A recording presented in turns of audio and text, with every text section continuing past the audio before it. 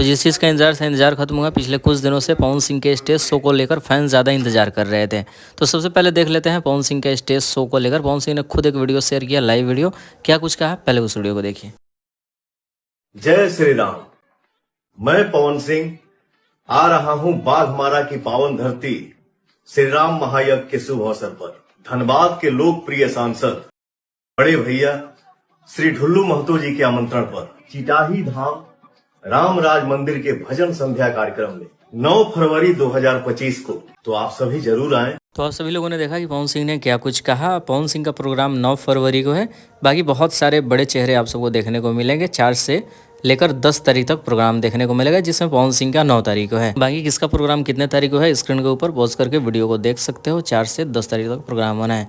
बाकी दूसरी अपडेट आ रही है पवन सिंह की पत्नी ज्योति सिंह को लेकर। तो ज्योति सिंह भी एक स्कूल के उद्घाटन में पहुंचने वाली है।